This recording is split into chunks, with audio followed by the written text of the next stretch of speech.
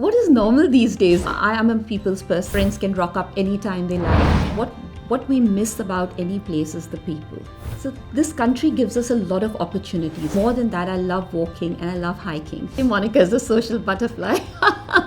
Most profound influence that I've had in my life is my Nanaji. People often say that, we are Indians. We have to force our children to do this and we have to force our children to do that. I think the biggest influence that kids have is from home. I aspire to climb Mount Everest. Don't be in a rush to try and fit in. Don't push your kids. Just let them be. And I think if everybody chips in a little bit, it'll be a very happy society.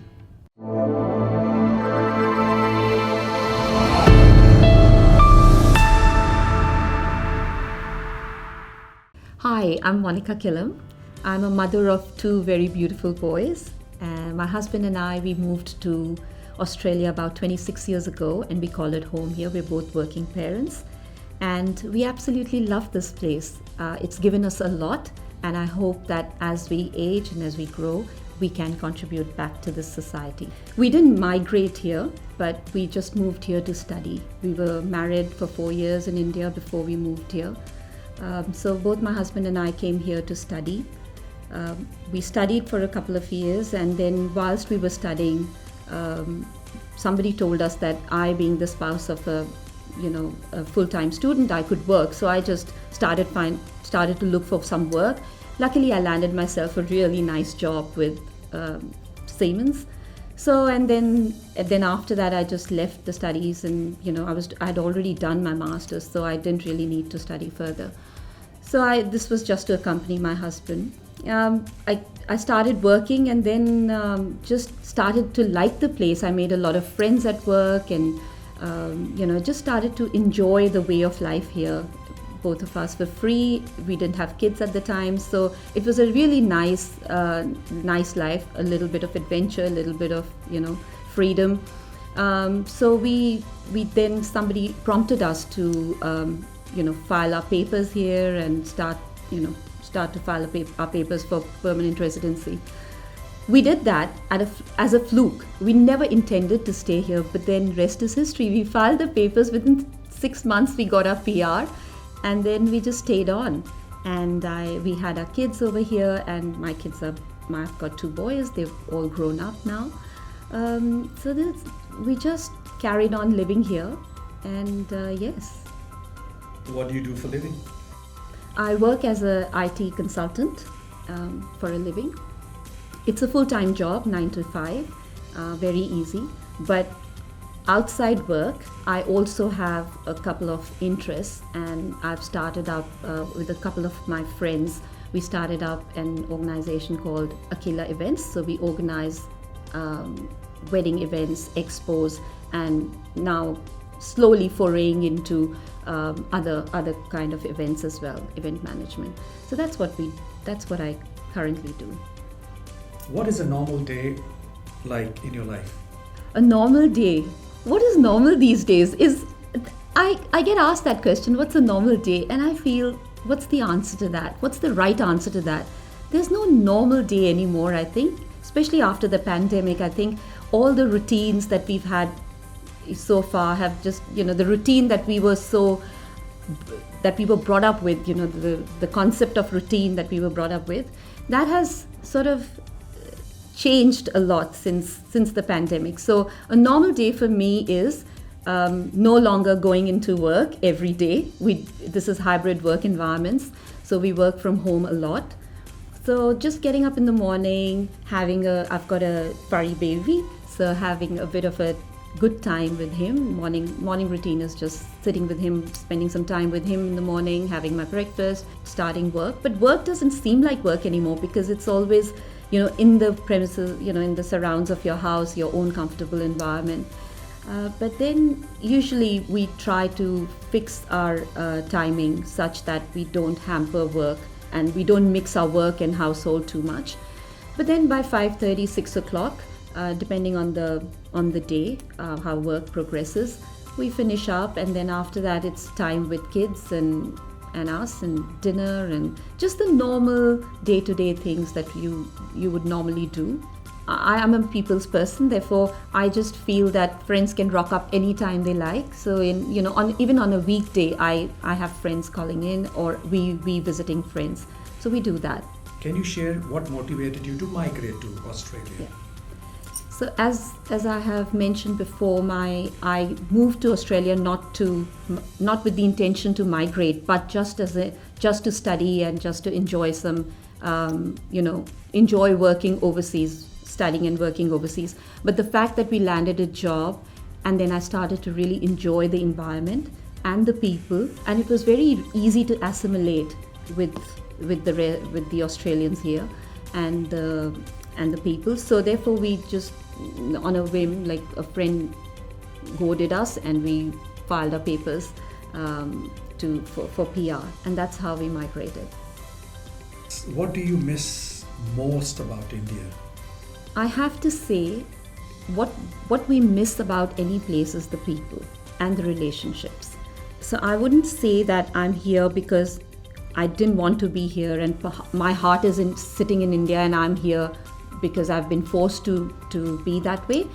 I enjoy being here, but what I miss the most about India is the relationships and the people that I left behind that I cannot see as often as I would love to. So that's what I miss about India. How do you balance different aspects of your life, such as work, family, and personal interests? Yeah. So this country gives us a lot of opportunities. It lets us be who we are, along with carrying on our daily job. And whilst we can do that anywhere in the world, what is good about this place is that it gives me the flexibility to work in an environment, in an industry that I like working. It gives me the flexibility to manage my household because things are quite easy outside work. They're quite easy to get to and get around, especially with household chores. For example, your groceries. There are shops that are open 24 hours. So if you really have to get something after work, you're not constrained by anything. You can just go in and rock up to the 24-hour shops and get your groceries and carry on your business. But at the same time, the fact that you work 9 to 5 and then you have a Saturday and Sunday where people are very respectful and mindful of the fact that this is your personal time and they don't impinge on that, that makes it possible for me to actually pursue my hobbies. I love to travel, and more than that, I love walking and I love hiking. So I was able to find, to pursue that aspect of my hobbies. I was able to find a walking group, and I regularly engage with long walks with them. And we can even go on short hikes together. So those are the things that make me very happy because I'm able to do my work. I'm able to do justice to my house, and also pursue my hobbies. So that's how I manage it. If I called your boss, what would he say about you? He would say Monica is a social butterfly. This is what he would say. I mean, working at work, I've never felt that I'm working for a company. Every single job that I've had has felt like an extension of my family. So I can put my hand on heart and say that if you were ever to come across one of my previous bosses, that's what they'd say, that she wears her heart on her sleeves, and she works like she works for her own company. Who has been a significant influence or inspiration in your life, and why? I won't be doing justice if I say that there's been one single person who's been a massive influence in my life. I have, but by the same token, I can say that the most profound influence that I've had in my life is my Nanaji and my Mamaji, and also my Maasi. So there are three people. Like I said, there's not one person. Nanaji, because he was a person who would give. He was very giving, and this is a trait that carried on with my Maasi and my Mama as well. But my Nanaji rose from the grassroots. So he was an orphan, like not an orphan, but his mom passed away very young. So he literally did everything on his own, and then he built an empire on his own merit. But having done that, he never forgot where he came from, and he helped everybody. There's not a soul in Calcutta that can say that who doesn't know my Nanaji at the time. Obviously now generations have changed, so it's a different thing. But he was that kind of a person. He would bring people from the roads and bring them home and feed them if he thought that they needed help or they needed food or whatever. Similarly, so my Mamaji, because he was the one who carried on that legacy. And he always, one thing I learned from him was, don't dwell on the negatives. Don't dwell on people, don't dwell on their personalities, just dwell on what your goal has to be. So just focus on what you need to do. Don't think this person is being an impediment to what I have to do and that person. Just don't make excuses. Just carry on with what you have to do with single-minded focus. So that's really influenced me. And my Maasi, because she was such an Annapurna, literally she was. You could never walk past her house without being fed. And she would go out of her way to help people. So that is something that I picked from her as well. So I think she was the longest influence I had, because unfortunately my Nanaji passed away very, very young. And my Mamaji also passed away, but Didi stayed. So she was the longest influence. She is no more, but God rest her soul. But they are the three pillars of strength that I have, that I can always sort of dip into those memories and dip into those experiences to get my strength. They must have molded you also. Oh yes, they did. They molded me to what I am today. Yes. As a parent, how do you balance instilling Indian cultural values in your children while exposing them to the Australian way of life? People often say that, we are Indians, we have to force our children to do this and we have to force our children to do that. My take on that, and what I have actually practically experienced and done in my life, is not to force them to do anything, but teach them by experience. So I created that environment in our house that they could get influenced from. So for example, I never, preached the concept of space to them. As in, I never said, this is your space, nobody can talk to you after this time, or you have to, for example, rooms in the house. I never said, this is your room and this is, the younger one's room. I always said you have to share. So that concept of sharing your space, sharing your thoughts, sharing your food, that is something that we managed to show them as role models, my husband and I. We managed to show them that this is how we conduct ourselves. So I think the biggest influence that kids have is from home. What you do at home, they see. They may not latch on to it straight away, but eventually with time, it comes back to them. This has been my experience, and that this is exactly what I try to imbibe into my kids as well. This is how we do things at home. Nothing is right or wrong. When you go out with your friends, you don't have to ape what they do in order to be accepted. If you stay strong to what you believe in, then they will respect you for that. And that respect is what earns you friends. And that respect is what I want you to show them. Similarly, so I want others to show to you. And that's what I've always told my kids. In a world filled with constant demands and opportunities, how do you maintain a balance between your professional and personal life? Maintaining a balance between my personal and professional life is very easy, because my professional life, my colleagues are just an extension of my family. But by the same token, like I said, respect. That is a very key element of our lives, that we respect.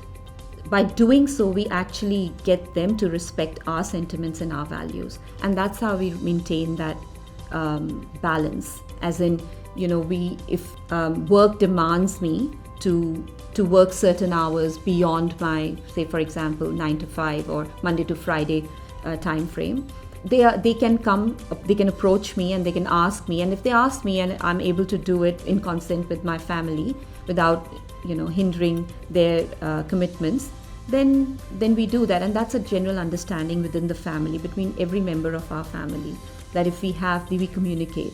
So I think communication is key there. and respect for each other's time and sentiment. What are your hopes and aspirations for the future? I hope that, my kids, as they grow up, I hope that they continue to carry on our values. And individually, I aspire to climb Mount Everest. When I say Mount Everest, I want to do the base camp at least, as a bare minimum. And that's something that I aspire to do, travel and go to the base camp once in my life. What advice would you offer to other working mothers who are new migrants based out of your own experience? Based out of my own experience, I would say to new moms who are coming in now, don't be in a rush to try and fit in ever. Just be yourself and just conduct yourself like you would if you were in India, for example.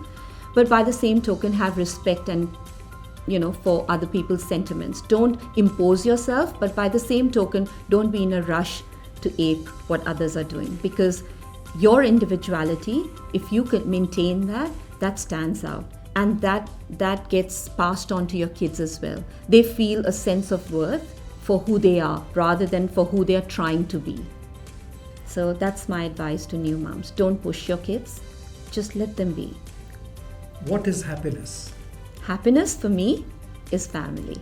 Having Bruno sitting next to me, my furry baby, having my family, and having an open house where my friends can feel comfortable coming in any time of the day, having lots of food on the table so that nobody goes empty stomach. And that's happiness for me. Just having all my relationships strong and communicating to all my cousins all over the world, my friends, just having them just away, they're just a phone call away. And similarly, so me being just a phone call away from them. So that's happiness for me. How can we give back to this beautiful country we live in? I think the way we can give back is by involving ourselves in community work. I have seen, as part of my work, having worked in different industries, and as an IT PM, we work with different industries, and one of this industry is the aged care and disabled community we work for as well. I think there is a dearth of people who care. I mean, you can find a lot of people who actually run aged cares, but I've actually seen those aged cares up close and personal, and it's quite a dismal story for a lot of them. Whilst on the outside you just feel they look quite swanky, but it's not the setup, it's how the people are treated there. So I think if you really want to give to the community, be respectful of your elders. Try and keep them with you, because there's nothing more that grown-ups want or elderly people want than to be around family. And it hurts me so much to see that people don't have the time to do it. How we can give back to the community is, one, take care of your own. Charity starts at home. Take care of your own. And if you can, lend a hand to those elderly people. The least you can do is, like I do sometimes, is go to these palliative care centers, have a chat to the people, or even old age home. All they need is people to talk to. They don't have people to talk to. Yes, they play games. Yes, they have a routine, but it's not the same as human interaction, that personable human interaction. Do that. I'm trying to do that, and I think if everybody chips in a little bit, it'll be a very happy society. We can't do everything, but there are baby steps we can take, and that's my take on it. Hi, I'm Monica Kilam, and you're watching Good Day India.